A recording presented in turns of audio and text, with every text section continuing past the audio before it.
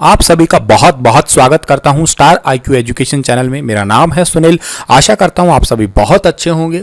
हम लोग आज यूनियन टेरिटरी का एक टॉपिक पढ़ने वाले हैं, यानी कि भारत के केंद्र शासित प्रदेश के बारे में। ये थोड़ा सा अपडेट है और हल्का सा डिटेल है इस टॉपिक के अंदर, जो कि हमारे एग्जाम पॉइंट ऑफ व्यू से जो कि इंपॉर्टेंट चीज़ें हैं वही हम लोग जानेंगे इसके अंदर। फॉर एग्जाम्पल, कई बार पूछ लिया जाता है कि जो पुडुचेरी है वो किस किस राज्य के अंदर है। ये देखिएगा, थोड़ा सा कंसेप्चुअल क्वेश्चन बन जाता है फिर यहाँ पे कि पुडुचेरी तो खुद एक केंद्र शासित प्रदेश है, फिर वो अलग अलग राज्य में कैसे है। तो यहाँ पे थोड़ा सा कॉन्ट्राडिक्शन है, वो समझेंगे हम लोग। और पहले केंद्र शासित प्रदेश 7 होते थे, 7 के बाद में आगे बढ़ के 9 हुए, फिर दोबारा 8 हो गई। क्या कहानी है, इसको हम लोग अच्छे से समझने का प्रयास करेंगे इस वीडियो लेक्चर सीरीज में।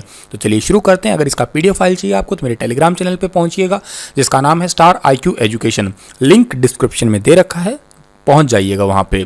चलिएगा, सबसे पहले हम लोग जान लेते हैं कि ये जो यूनियन टेरिटरी है या केंद्र शासित प्रदेश है, ये कहते किसे हैं हम लोग। केंद्र शासित प्रदेश का सिंपल सा ये मीनिंग होता है कि वहाँ का जो शासन होता है, वहाँ की जो गवर्नमेंट होती है, वो सीधा सीधा भारत सरकार चलाती होगी। क्योंकि देखिएगा, भारत के राज्य हैं जितने भी हैं, फॉर एग्जांपल इंडिया के अंदर वर्तमान में 28 राज्य हैं। तो 28 राज्यों का जो शासन चला रही है वो कौन चला रहा है? वहाँ के मुख्यमंत्री चला रहे हैं। उन मुख्यमंत्री को चुनता कौन है भाई? उन मुख्यमंत्री को हम ही लोग चुनते हैं। लाइक पहले विधायक चुने जाते हैं, फिर विधायकों का एक नेता होता है या एक मुख्यमंत्री होता है, जिसे पहले ही उसी के नाम पे चुनाव वगैरह इलेक्शन लड़े जाते हैं और वो ही शासन चलाते हैं। लेकिन भारत के कुछ ऐसे क्षेत्र भी हैं जिनको हम लोग संघ क्षेत्र भी कहते हैं, वही आपका केंद्र शासित प्रदेश यानी कि यूनियन टेरिटरी कहलाता है। वो डायरेक्ट गवर्नमेंट भारत सरकार के अंतर्गत आता है। मतलब जो भारत सरकार नियम कानून लागू करेगी वो सीधा सीधा अपने आप वहाँ पे जो है लागू हो जाएगा। अच्छा सर, फिर वहाँ पे कोई व्यक्ति तो होगा ही ना चलाने वाला, क्योंकि अब प्रधानमंत्री तो ऐसे सीधा ऑपरेट करने वाला है नहीं। तो क्या करते हैं कि राष्ट्रपति क्या करता है, जितने भी केंद्र शासित प्रदेश होते हैं वहाँ पे एक उपराज्यपाल नियुक्त कर देते हैं। भाई वो उपराज्यपाल ही उसको जो है देखरेख करने वाला होगा। वहाँ पे जनरली कोई मुख्यमंत्री नहीं होता। लेकिन अपवाद है, इंडिया के अंदर 2 जगहें ऐसी है, एक है दिल्ली और एक है पुडुचेरी। अब मैं पहले आपको ये समझा देना चाहता हूँ कि ये केंद्र शासित प्रदेश बने क्यों, उसका रीजन क्या है।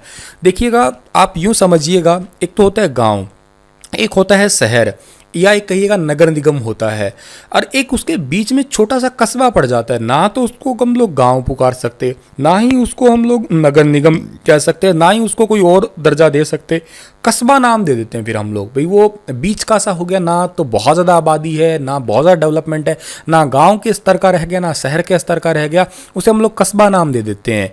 जनसंख्या भी ऐसे मीडियोकर सी रहती है। कुछ ऐसा ही है ये केंद्र शासित प्रदेश। वैसा वैसा एग्जाम्पल ही समझिएगा।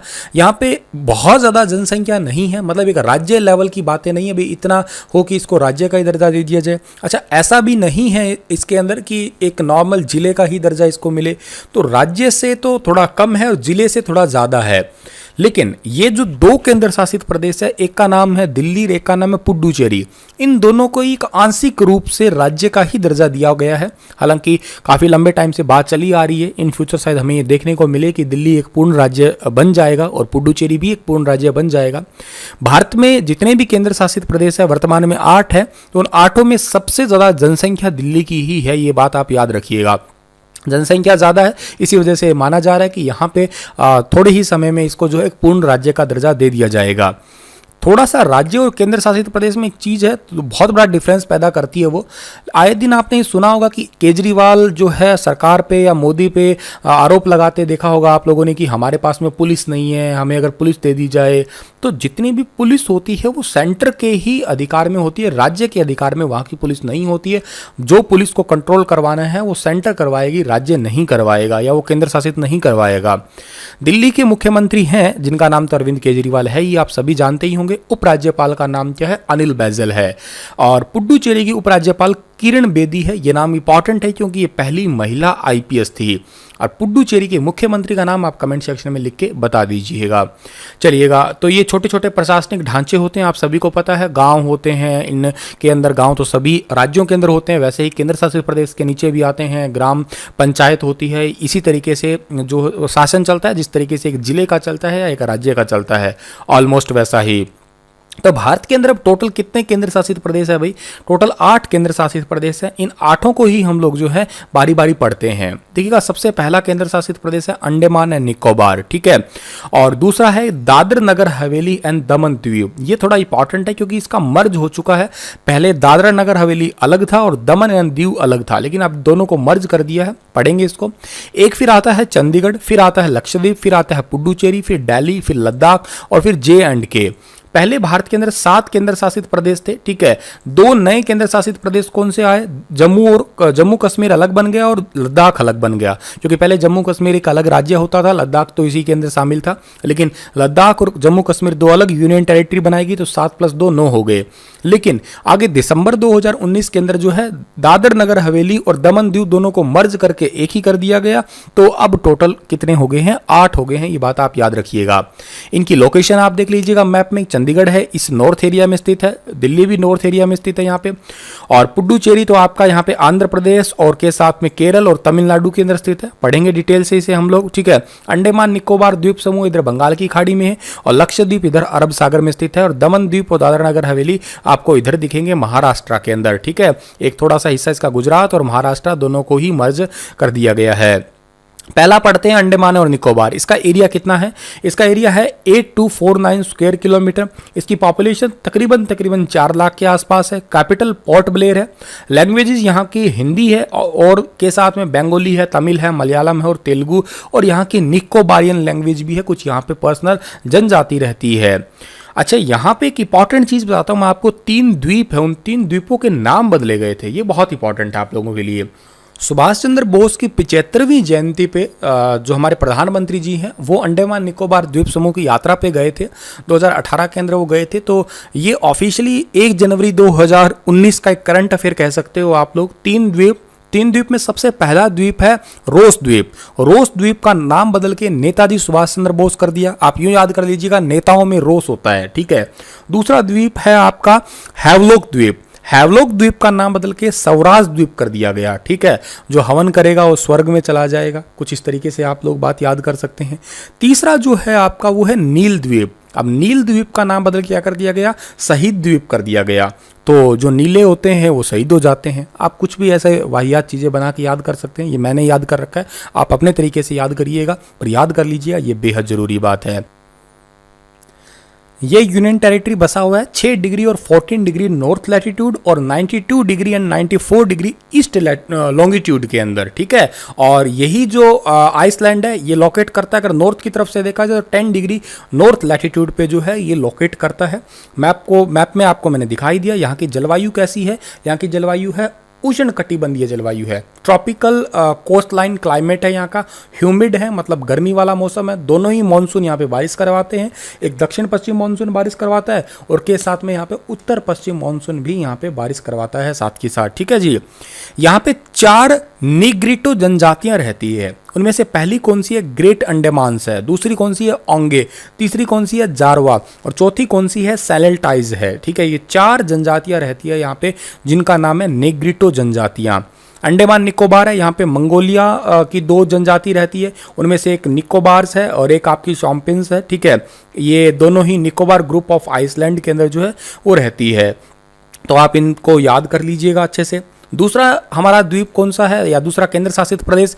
Dadra and Nagar Haveli and Daman and द्वीप। अब ये मर्ज हो चुका है। इसका एरिया कितना है? 491 स्क्वायर किलोमीटर है। 4 लाख के अप्रॉक्स यहाँ पे भी जनसंख्या है। सिलवासा कैपिटल है। लैंग्वेज गुजराती और हिंदी है। ये मर्ज कब हुआ था? देखिएगा, पहले दमन द्वीप अलग था, दादरा नगर हवेली अलग था। दोनों को मर्ज करके अब एक ही नाम दे दिया गया है। अब ये मर्ज हुआ है, इसके बारे में आपको डेट याद रहनी चाहिए। देखो, ये प्लान आया था जुलाई 2019 में। ये प्लान संसद में पारित हुआ था एक बिल के रूप में या एक कानून के रूप में दिसंबर 2019 के अंदर, और केम इनटू इफेक्ट ऑन 26 जनवरी 2020। ये इफेक्ट में कब आया है? 26 जनवरी 2020 को जो है ये इफेक्ट में आया है। तो ये बात आप याद कर लीजिएगा।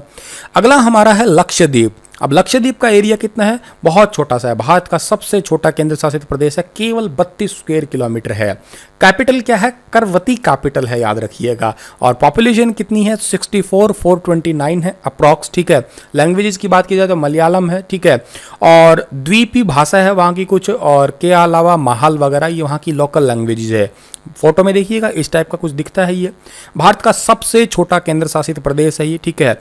ये माना जाता है कि द्वीपवासु पहले जितने भी यहाँ पे लोग रहते थे वो सारे हिंदू थे, लेकिन 14वीं शताब्दी में अरब व्यापारियों का यहाँ पे आना जाना बहुत रहा था, तो फिर अरब व्यापारियों की वजह से जो है इस्लाम धर्म में जो है ये परिवर्तित कर लिया था। तो ज़्यादातर यहाँ पे इस्लाम धर्म को मानने वाले लोग भी हैं। जिन द्वीपों को सबसे पहले बसाया जाना था उनमें से कौन कौन से? एक तो अमीनी है, एक है एंट्रोट है, ठीक है। एक कौन सा है आपका? एक है करवती है, और एक जो है आपका वो है अगती है। तो ये 4 जो है द्वीप है, याद रख लीजिएगा आप लोग। सबसे छोटा तो हो गया, मैंने आपको बता ही दिया ये। और 1973 में लक्षद्वीप द्वीपों के मिनिकाय अमिंडी समूह को ही मिला के एक लक्षद्वीप नाम दे दिया गया था, ठीक है। तो ये बात आप याद कर लीजिएगा, 1973 वाला। 1956 में द्वीपों का एक क्षेत्र में गठित किया गया था, और तब से इसे केंद्र शासित प्रदेश के रूप में जो है वो जाना जा रहा है। 27 द्वीपों में से केवल 11 बसे हुए हैं यहाँ पे। ये तट जो है अरब सागर के साथ में 280 किलोमीटर से 480 किलोमीटर दूर केरल तक जो है ये बिखरे हुए हैं, छोटे छोटे द्वीप जो हैं। पुडुचेरी की बात करते हैं। यहाँ का एरिया तकरीबन 479 स्क्वायर किलोमीटर है। जनसंख्या अप्रोक्स है 12,44,464 जो है तकरीबन यहाँ की जनसंख्या है। पुडुचेरी ही कैपिटल है। तमिल, तेलुगु, मलयालम, इंग्लिश और फ्रेंच यहाँ की लैंग्वेज है। फोटो में देखिएगा, बहुत इंपॉर्टेंट है। क्या यहाँ पे टोटल 4 जिले हैं। पहला है यनम, यनम पड़ता है आंध्र प्रदेश में। दूसरा है पुडुचेरी, ये पड़ता है तमिलनाडु में। तीसरा है क्राइकल, ये पड़ता है तमिलनाडु में। चौथा है माहे, ये पड़ता है केरला में। माही मेरा फेवरेट वर्ड है। जिस गाने में माहे शब्द आ जाता है या माही आ जाता है वो गाना मेरा फेवरेट हो जाता है, ठीक है। कुछ ऐसा वैसा मत सोच लीजिएगा, पर माहे शब्द मुझे, माही, अल्लाह, मौला, ये वर्ड जिस भी गाने में आते हैं मुझे वो नेचुरली बड़े पसंद आते हैं, न जाने क्यों। 138 वर्षों तक फ्रांसीसी शासन के बाद में जो है ये अधीन था, और 1 नवंबर 1954 को ये भारतीय संघ के अंदर जो है वो विलय हो गया है, ठीक है जी। तो इसके बाद में हम बात करते हैं पुडुचेरी जो है राजधानी, कभी भारत में फ्रेंच का यहाँ पे जो है हेडक्वार्टर हुआ करता था किसी टाइम में, यहाँ पे कुछ ऐसा वक्त भी था। और पुडुचेरी का पूर्वी तट जो है वो लगभग पुडुचेरी से 150 किलोमीटर दूर दक्षिण में क्राइकल है, ठीक है। और बंगाल की खाड़ी के अंदर जो स्थित है, या तमिलनाडु से घिरा हुआ है, आपका पूर्वी कह सकते हो आप लोग। और माहे जो है पश्चिमी घाटों में मालाबार तट से घिरा हुआ है। तो ये बात आप जो है याद कर लीजिएगा। यहाँ पे कालीकट हवाई अड्डे से पहुंचा जा सकता है। माहे से 70 किलोमीटर दूर है कालीकट हवाई अड्डा। और यनम आंध्र प्रदेश के पूर्वी गोदावरी जिले से सटा हुआ है। और यहाँ पे विशाखापट्टनम जो पोर्ट है वहाँ पे लगभग 200 किलोमीटर दूर है। एयरपोर्ट जो है वहाँ पे तकरीबन 200 किलोमीटर दूर है विशाखापट्टनम के।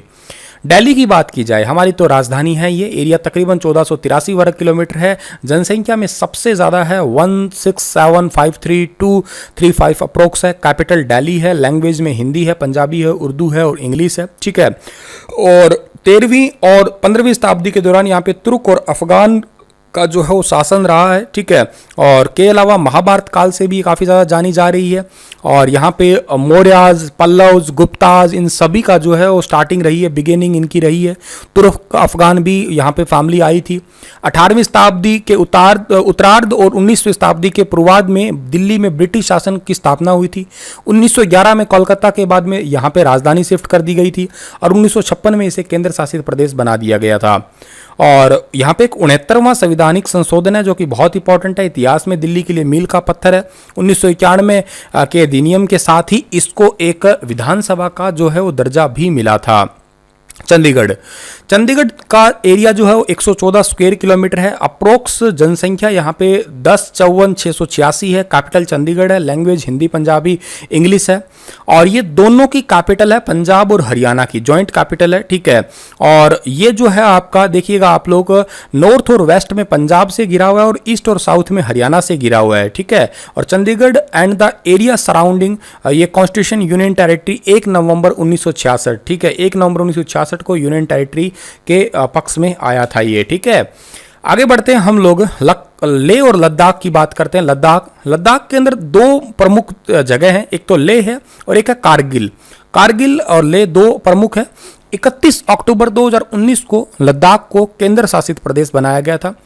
लद्दाख अपने पहाड़ी और सुंदरता के लिए बहुत ही ज़्यादा फेमस है। ठीक है, लद्दाख यूनियन टेरिटरी कब आया तो मैंने बता ही दिया। इसके लेह के अंदर ये वाले डिस्ट्रिक्ट आते हैं और कारगिल के अंदर ये वाले डिस्ट्रिक्ट जो है वो शामिल है। लास्ट है हमारा जम्मू और कश्मीर। ठीक है, जम्मू कश्मीर के अंदर जो सर्दियों की कैपिटल है वो तो जम्मू है और श्रीनगर जो है गर्मियों की कैपिटल है। एरिया तकरीबन 222,236 स्क्वायर किलोमीटर है। उर्दू, डोगरी, कश्मीरी ये भाषाएं जो है वो बोली जाती है। और यहाँ के जो latest union territory in India by area के वाइज ये आपको मैंने लिस्ट दिखा रखी है, आप पढ़ लीजिएगा इसे। ठीक है जी। तो पॉपुलेशन के वाइज में ये वाली लिस्ट थी। इसी के साथ ये लेक्चर समाप्त होता है। आशा करता हूँ आपको चीज़ें समझ आई होगी। PDF इसका आप मेरे टेलीग्राम चैनल पे ले लीजिएगा। धन्यवाद।